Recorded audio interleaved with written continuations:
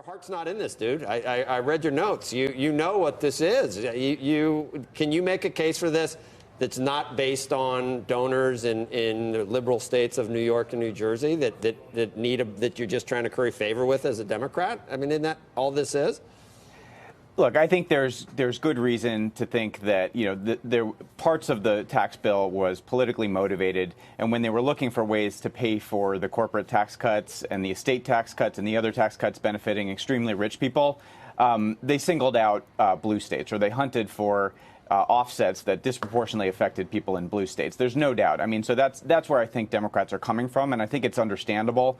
However, I do think that fully repealing the cap on the SALT deduction actually doubles down on the worst flaws of the tax bill, that it drains revenue. And that it's skewed to people, people with the highest incomes. So I think they really need to be very targeted in how they approach this issue. Mattie, do you have different viewpoint on this, or do you agree more than you disagree with Seth?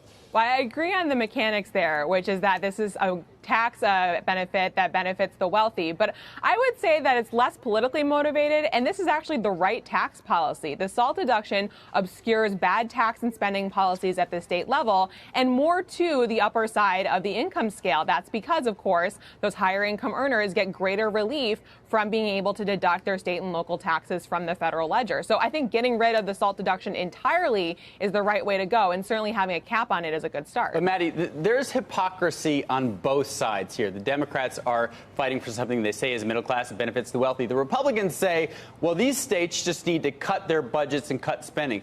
But the federal government feeds at the trough of these states. New York puts in $35 billion more a year than they get back. New Jersey, $20 billion.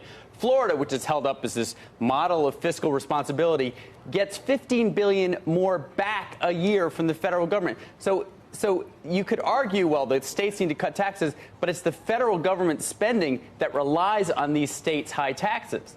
Robert, I don't disagree with you that if we could move our tax policy in a way that allows for less redistribution from the federal level down to the states, that would be good for taxpayers at the state level as well.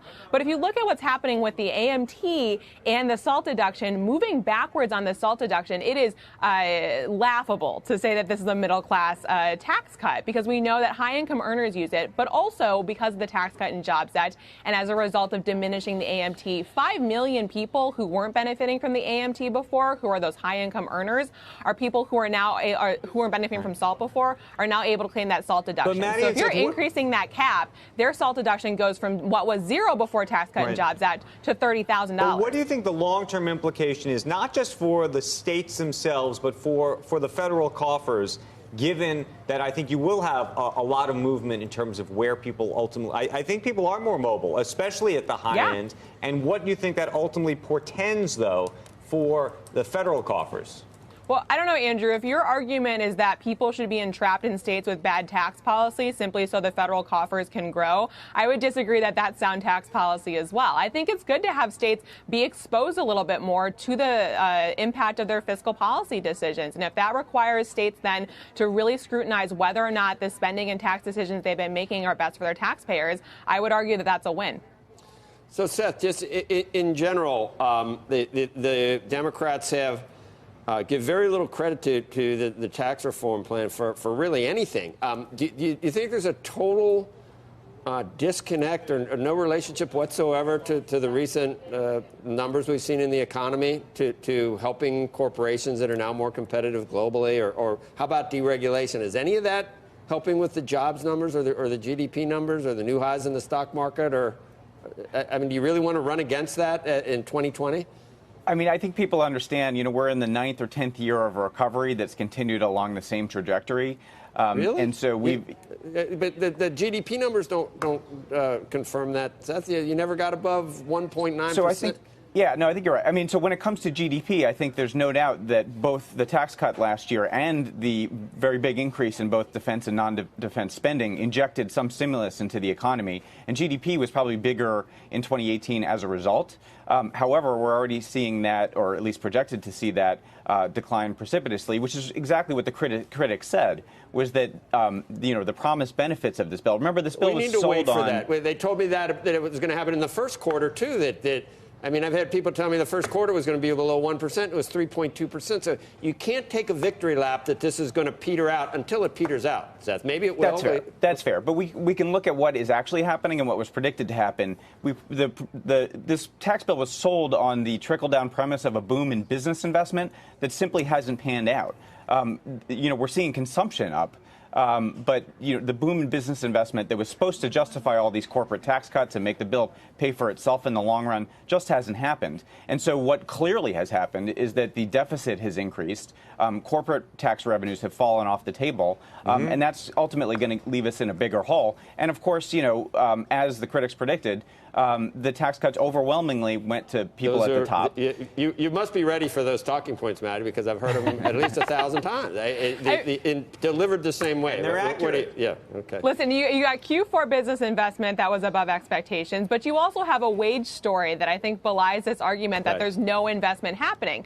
Moreover, you saw yesterday from Powell, 2 of the criteria that he said show that there's strength in the economy is both consumer and consumer confidence, but also business investment. He continues to see that as being strong in the American economy. So I think you're right, Joe, to say that pessimism now about future business investment is not an indictment of the tax plan at all.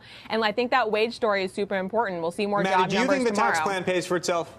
I'm sorry? Do you honestly think the tax plan pays for itself? I've never argued that the tax plan pays for itself, and I thought it should be revenue neutral to begin with. Okay. But the point is, I can make things look good if I hand you money, right? I mean, if we do welfare for everybody, life can look much better. You handed $10 trillion to Obama policies that made nothing happen, and so you can't. It doesn't always look good. Thank you. Go ahead, Robert. No, I just have one more question for Seth. This idea that, as Andrew mentioned before, that there are wealthy people moving because of this change. Moody's just put out a report, and Andrew Cuomo, the governor of New York, now sounds like Art Laffer when they're talking about, these high taxes are chasing people out of these states. Moody's put out a report saying there's no evidence of that. Yeah. So when you look at what the Democrats are pushing for here, and they are all saying the wealthy will move unless we do something, is there any hard evidence that that's happening? No, there's no hard evidence that it's happened in the last year. And then also when you look back over time, there's been plenty of studies that basically suggest that the tax flight is essentially a myth. I mean, it's far overblown. Only a tiny percentage of people move states in general every year. And then a tiny We've had some high net worth people who've left New York, though. Yeah, but that's very sporadic and it's very anecdotal. If you look broadly, the people who move tend to be the lower income people who can't afford to live there anymore. So that's why I think there's a lot of hypocrisy on the parts of the Democrats who are saying the reason we need to change this is because the wealthy are moving. And yet, despite some signs in the real estate market, we haven't seen that. We did so many. You did stories about the state of Connecticut. How do you explain Connecticut then? Connecticut is a lot of companies moving, right? And again, it's a small decrease in population, but the makeup of that population is largely middle and lower income, as opposed to, yes, there are 3 or 4 high-profile billionaires who left, and that does affect the top line quite a bit. All of the folks we know who are literally counting their days in New York City, 183 days, and they fly in, they fly out, they fly in, they fly out. I have no doubt that anecdotally there are people now considering it or doing it. It just hasn't shown up in the data. What would happen, by the way, if the state of New York said, you know what, we're not playing this 183 days game anymore. We're going to play a 120-day game. Meaning if you actually lowered the number, it would make the decision to live here or not, or to try to live in Florida and try to come in and out, a lot more complicated. Would it actually anger people so much they would never come to New York and it would hurt business? Or would people say, you know what, I can't make this little tax dance work?